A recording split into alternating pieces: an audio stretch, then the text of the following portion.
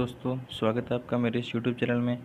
तो आज की वीडियो में मैं आपको फ्लूइड मैकेनिक्स के बारे में थोड़ा बेसिक बताऊंगा और फिर आगे की वीडियो में धीरे धीरे फ्लूइड को बताता रहूँगा। ठीक है, तो पहले पढ़ते हैं कि फ्लूइड क्या होता है और फ्लूइड मैकेनिक्स, और फिर इसके अंदर मैं कुछ थोड़े बेसिक से बताएँ एक दो टॉपिक उसके बारे में बताऊँगा। तो फ्लूइड क्या होता है कि जो कुछ भी जो बह सकता है वो क्या होता है, फ्लूइड कहलाता है। और अगर हम फिजिक्स की भाषा में समझें तो एक ऐसा सब्सटेंस जिस पर जब हम बाहर से कोई फोर्स अप्लाई करते हैं और वो लगातार डिफॉर्म होता रहता है या फिर फ्लो करता रहता है तो उसको क्या कहते हैं, फ्लूइड कहते हैं। और हम ये भी कह सकते हैं कि जिसका खुद का कोई निश्चित आकार नहीं होता। ठीक है, मतलब उसका खुद का कोई निश्चित आकार नहीं होता और उसको हम जिस भी कंटेनर में रखेंगे तो उसका आकार उसी कंटेनर की तरह हो जाएगा। अगर कंटेनर स्क्वायर है तो उसका आकार स्क्वायर हो जाएगा, अगर कंटेनर सर्कुलर है तो उसका आकार सर्कुलर हो जाएगा। मतलब जिसका खुद का कोई निश्चित आकार है नहीं, मतलब जिसको उसको मतलब उस फ्लूइड मतलब जो कि कोई भी सब्सटेंस है उसको हम किसी कंटेनर में रखेंगे तो उसका आकार उस कंटेनर की तरह ही हो जाएगा। या फिर और एक ये है कि असल में फ्लूइड है वो किसी भी पदार्थ की एक अवस्था है। ठीक है, इसके अंतर्गत क्या कहता है कि एक लिक्विड आता है और गैस आता है। ठीक है, और लिक्विड के अंदर क्या कहता है, वाटर, ऑयल और ब्लड। बाकी कुछ और मतलब ऑयल, ब्लड और वाटर, ये तीन चीज़ मेन है। और वहीं अगर गैस की बात करें तो गैस के अंदर अलग अलग टाइप की गैसेज आती हैं, पर जो कि कॉमन गैसियस फ्लूइड है, मतलब फ्लूइड कितने हो गए, एक गैसियस फ्लूइड हो गया और एक लिक्विड फ्लूइड हो गया। ठीक है, तो गैसियस फ्लूइड के अंदर हम मोस्टली एयर लेते हैं, हम एयर की स्टडी करते हैं। ठीक है, तो गैसियस फ्लूइड के अंदर किसकी स्टडी करते हैं, हम एयर की स्टडी करते हैं। ठीक है, और अगर उसी के अंदर हम बात करें कि बाद में क्या है कि एयर तो किसका हो गया, गैसियस फ्लूइड का हो गया, और लिक्विड फ्लूइड है वो। और लिक्विड फ्लूइड और गैसियस फ्लूइड में भी अंतर होता है क्या कि लिक्विड फ्लूइड को हम कंप्रेस नहीं कर सकते और गैसियस फ्लूइड को हम कंप्रेस कर सकते हैं, इसलिए लिक्विड फ्लूइड इनकम्प्रेसिबल फ्लूइड होता है और गैसियस फ्लूइड का कंप्रेस। तो क्या है कि ये अंतर समझ में आ गया कि गैसियस फ्लूइड और लिक्विड फ्लूइड में क्या अंतर है कि हम गैसियस फ्लूइड को कंप्रेस कर सकते हैं और लिक्विड फ्लूइड को कंप्रेस नहीं कर सकते हैं। ये तो क्या फ्लूइड मैकेनिक्स में क्या है कि हम जो भी हम फोर्स लगाएंगे फ्लूइड के ऊपर उसकी हम स्टडी करेंगे तो उसको फ्लूइड मैकेनिक्स बोला जाता है। कि मतलब फ्लूइड तो हमने पढ़ लिया कि फ्लूइड क्या होता है, और फ्लूइड मैकेनिक्स है कि उस फ्लूइड पे जो भी फोर्स लगता है उनकी हम स्टडी करेंगे, उसको फ्लूइड मैकेनिक्स बोलते हैं।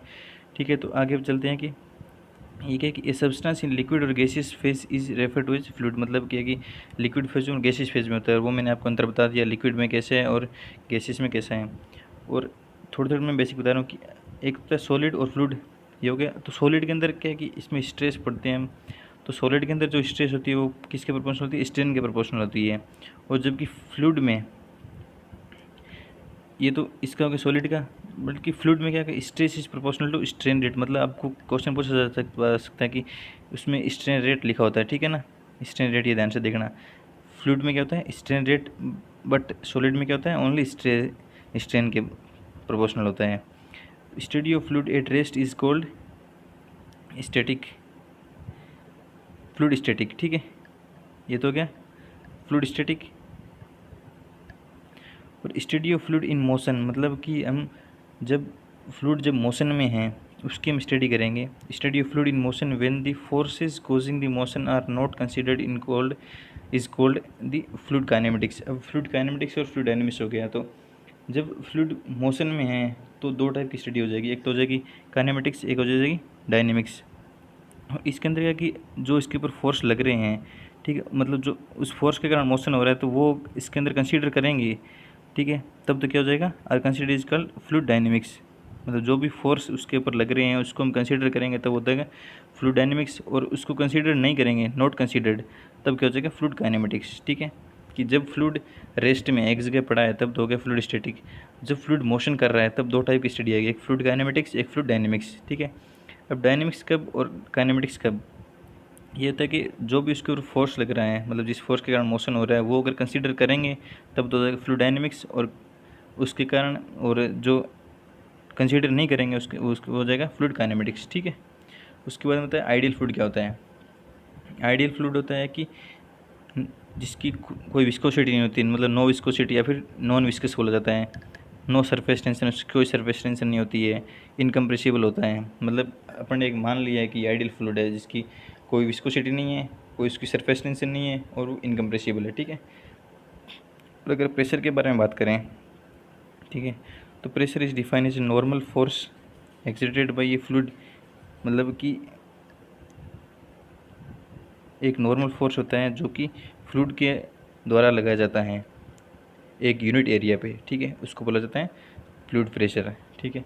अब इसके प्रेशर अलग टाइप के मतलब होते हैं, ये इसकी यूनिट मान लो कि एक होता है पास्कल, एक मेगा पास्कल, एक बार और एक एटीएम मतलब एटमॉस्फेरिक प्रेशर।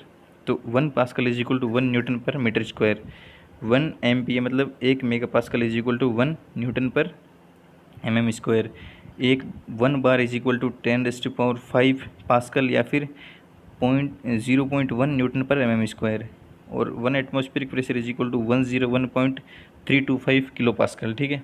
ये चार को, और अगर आपको पूछ ले कि सबसे छोटी यूनिट मतलब सबसे स्मॉलेस्ट यूनिट कौन सी है इसकी फ्लूइड प्रेशर की, तो होती है पास्कल, ठीक है। ये याद रखना आपको, सबसे स्मॉलेस्ट यूनिट, ये सबसे स्मॉल यूनिट होगी पास्कल, ठीक है।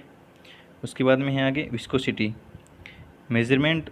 विस्कोसिटी क्या कि measure of resistance of fluid to deformation, मतलब जो कि मतलब फ्लूइड बह रहा है उसके अंदर जो मतलब जो रजिस्ट करेगा डिफॉर्मेशन के कारण, तो उसको कहते हैं विस्कोसिटी बोला जाता है। कि मान लो, और due to internal frictional force that develops between different layer of fluid, मतलब विस्कोसिटी पढ़ेंगे तो मान लो कि जो फ्लूइड बह रहा है, ठीक है, फ्लूइड बह रहा है उसको रोकने का काम कर रहा है, उसको रेजिस्टेंस कर रहा है, उसको विस्कोसिटी बोला जाता है। अब इसमें अगर पढ़ेंगे तो मतलब जैसे कि ये 2 लेयर है, इनके बीच में फ्लूइड आ रखा है, तो ये लेयर जा रही है, इसके ऊपर ये लेयर जा रही है, तो इन दोनों लेयर के बीच में फ्लूइड आ गया, तो ये जा रही है, या फिर मतलब जिसकी जो लेयर स्लो होगी वो एक को रोकेगी, मतलब ये फास्ट है ये स्लो है तो स्लो वाली इसको रोकेगी, और ये आगे लेके जाएगी, तो इनके बीच में एक रेजिस्टेंस हो गया, उसको विस्कोसिटी बोला जाता है। और इसके अंदर फ्लूइड कैसा है उसके ऊपर भी डिपेंड करता है, ठीक है। और आगे आता है कि न्यूटन फ्लूइड में पढ़ेंगे अपने, तो न्यूटन फ्लूइड में क्या है कि shear stress is proportional to strain rate, क्योंकि फ्लूइड में तो अपन ये पढ़ेंगे, वो तो सॉलिड में आता है shear stress proportional to strain, only strain, और ये क्या है स्ट्रेन रेट। तो शियर स्ट्रेस क्या हो गया टो और d theta by d t, अगर प्रोपोर्शनलिटी साइन हटाएंगे तो tau is equal to mu d u by d y, ये ठीक है। ये आपको फॉर्मूला न्यूमेरिकल है तो ये फॉर्मूला काम में आ जाता है, ठीक है। और इसमें क्या है कि म्यू क्या है डायनेमिक विस्कोसिटी, ठीक है, म्यू की जगह डायनेमिक विस्कोसिटी। अगर ये आपको ध्यान रखना है कि आपको इसकी यूनिट पूछा जाता है एग्जाम में, तो म्यू को बोला जाता है डायनेमिक विस्कोसिटी। आपको डायनेमिक विस्कोसिटी की यूनिट पूछेगा तो वो आएगी, ऐसा यूनिट होती है newton second per metre square, ठीक है, newton second per metre square, और 10 poise is equal to 1 newton second per metre square, ठीक है। तो डायनेमिक विस्कोसिटी की यूनिट या फिर म्यू की unit Newton second per metre square हो जाएगी, ठीक है। उसके बाद बनता है काइनेमेटिक विस्कोसिटी। तो काइनेमेटिक विस्कोसिटी को हम डिफाइन करते हैं न्यू से, ठीक है, और ये होता है म्यू अपॉन रो। म्यू क्या हो जाएगा डायनेमिक विस्कोसिटी, और रो क्या है डेंसिटी है। तो इसकी ऐसा यूनिट हो जाएगी मीटर स्क्वायर पर सेकंड। अगर आपको निकालनी हो तो म्यू की unit Newton second per metre square, और इसके अपॉन में इसकी रो की यूनिट डाल देना, वो आ जाएगी। और 1 stoke is equal to 1 centimetre square per second, ठीक है। तो 10 poise is equal to 1 newton second per metre square, और काइनेमेटिक विस्कोसिटी में आता है स्टोक। तो आपको एक तो काइनेमेटिक विस्कोसिटी ये यूनिट याद रखनी है, और डायनेमिक विस्कोसिटी की ये वाली यूनिट याद रखनी है newton second per metre square, ठीक है।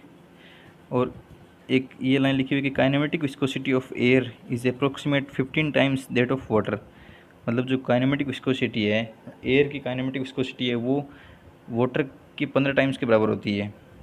Kinematic viscosity of air is approximate 15 times that of water.